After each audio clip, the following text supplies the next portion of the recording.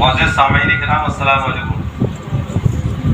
جیسا کہ آپ حضرات کو معلوم ہے اور آج یہاں پر یہ میلاد شریف ہوا ہے، اجتماع ہوا ہے۔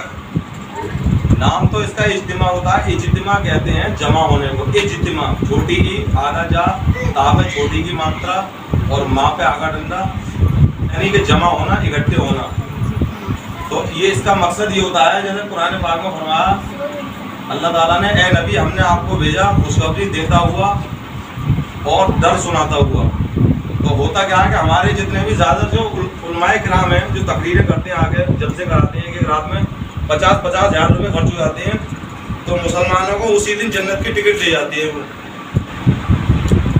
حالانکہ اللہ تعالیٰ نے اپنے نبی کو جنت کی بشارت بنانے والا بھی بنا کر بھیجا، جنت کی خوشخبری دینے والا اور جہنم کا ڈر سنانے والا بھی، کیونکہ اللہ کے جو بندے ہیں وہ بھٹک گئے، گمراہ ہو گئے۔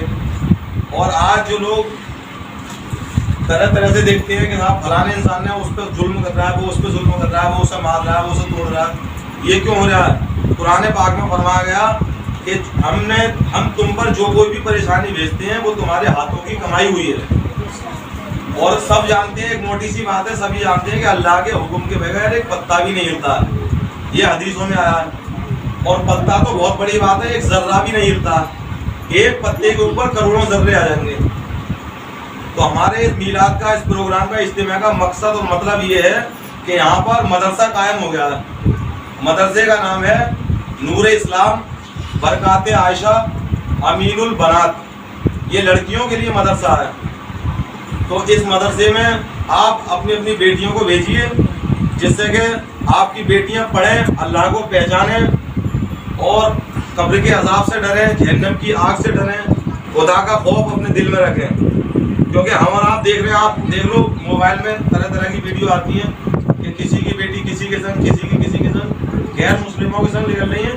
تو یہ کیوں ہو رہا ہے؟ اس لیے ہو رہا ہے کہ خدا کا خوف نہیں رہا ہے۔ اچھا، دنیا کی پڑھائی بھی ضروری ہے۔ کچھ لوگ یہ کہتے ہیں کہ دنیا کی مت پڑھاؤ۔ اب ایسا سمجھو کہ ہمارے پیر خانہ جو ہے وہ یہ فرماتے ہیں کہ ہماری بہن ہو یا بیٹی ہو یا بیوی ہو تو اس کا آپریشن کوئی غیر مسلم مرد کرے وہ اچھا لگے گا؟ ہرگز نہیں لگے گا۔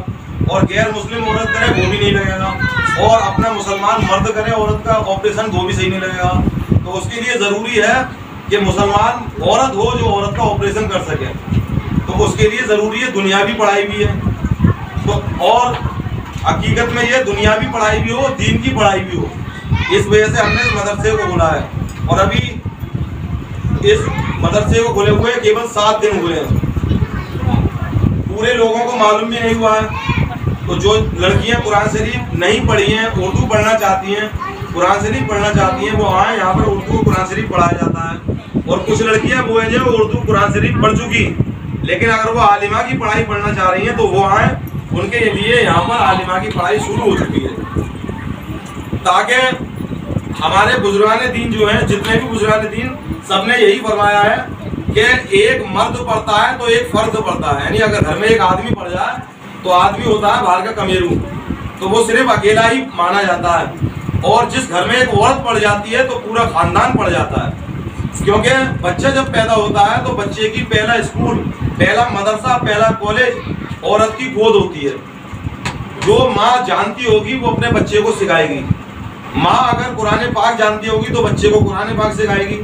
جیسا کہ آپ نے سنا ہوگا کہ حضور سیدنا غوث اعظم رضی اللہ تعالیٰ عنہ جب پیدا ہوئے تو 18 پاروں کے حافظ تھے۔ کیوں؟ ان کی ماں خود 18 پاروں کی حافظ تھی۔ تو ماں دن بھر قرآن شریف پڑھتی رہتی ہیں، اور وہ پہلے تو شکم میں یعنی پیٹ میں سنتے رہتے تھے۔ وہ جب دنیا میں پیدا ہوئے 4 سال 4 مہینے 4 دن کے، تو اس میں بسم اللہ پانی کرائی جاتی ہے۔ استاد نے کہا بیٹا پڑھو اعوذ باللہ من الشیطان الرجیم، انہوں نے بسم اللہ بھی پڑھ ڈالی، پہلا پارہ، دوسرا پارہ، تیسرا، 18 پارے پڑھ ڈالے۔ اور انہوں نے، استاد نے فرمایا کہ بیٹا اور پڑھو، تو بولے میں اس سے زیادہ نہیں پڑھ سکتا، کیونکہ میری ماں صرف 18 پاروں کی حافظ تھی۔ اگر میری ماں زیادہ پاروں کی حافظ ہوتی تو عبد القادر دنیا میں پورا حافظ قرآن بن کے آتا۔ تو ماں کا جیسا کردار ہوتا ہے، جیسی اس کی عادت ہوتی ہے، جیسا اس کا اخلاق ہوتا ہے، ویسا بچے پہ اثر پڑتا ہے۔ تو یہ آج کل جو ہماری بھی بیٹیاں دو، اور جتنی بھی بیٹیاں ماں ہیں، بہنیں ہیں، آج کی بیٹیاں ہیں، بہنیں ہیں، کل کی یہ ماں ہوں گی آنے والے دور میں۔ تو جیسی ان کو تربیت دی جائے گی، वैसे ही ये अपनी औलादों को सिखाएंगी। अल्लाह ताला से दुआ है कि परवरदिगार आलम हमें और आपको इस मदरसे में आने की खूब खूब तौफीक अता फरमाए। और एक चीज़ और सुन लीजिए कि कुछ माँ बाप होते हैं जो सोचे हैं कि हमारे बच्चे तो स्कूल में पढ़ते हैं, स्कूल की पढ़ाई कैसे छुड़वाएं, तबीयत करवाएं। तो उसके लिए हमने सिस्टम रखा है कि जो लड़की अभी तो स्कूल की छुट्टी चल रही है तो सुबह दोपहर को आ सकती है, एक टाइम पढ़ाई होगी कोई भी बच्चा। और जब स्कूल खुल जाएंगे तो सुबह से पढ़ाई होगी उन बच्चियों की, लड़कियों की जो स्कूल नहीं जाती हैं, और जो स्कूल जाती हैं उनकी पढ़ाई दोपहर के बाद होगी। इसी तरीके से औरतों की पढ़ाई, औरतें अगर कुरान सीखना चाहती हैं, वुज़ू का तरीका, गुस्ल का तरीका, नहाने का धोने का, जायज़ नाजायज़, हराम हलाल, इन तरीकों को जानना चाहती हैं तो उनके लिए या तो दोपहर का वक्त सही है, ये सारी औरतें मिलकर बता देंगी।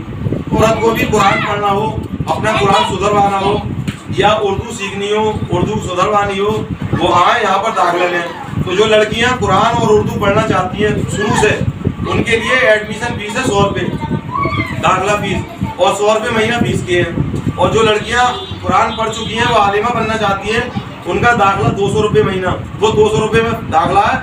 और ये आलिमा जो आई है इनकी भी तनख्वाह करके देनी है, तो इसलिए रखा गया है। ना तो हम ये चाहते हैं कि अल्लाह ताला हमारे काम को ही ऐसा चलाए, या आप लोगों के जरिए हमें इस तरीके से एक सिस्टम बना दे कि आलिमा की पढ़ाई ऐसी, वो आलिमा की तनख्वाह ऐसी निकलती रहे और हम सारी लड़कियों के लिए फ्री कर दें। अल्लाह ताला से दुआ है कि परवरदिगार आलम हमें और आपको इन तमाम बातों को सुनकर अमल करने की तौफीक अता फरमाए। अस्तगफिरुल्लाह रब्बी मिन कुल्ली ज़म्बी व अतूबु इलैह। अस्सलाम वालेकुम। अभी आप बैठे रहें, सरबत तक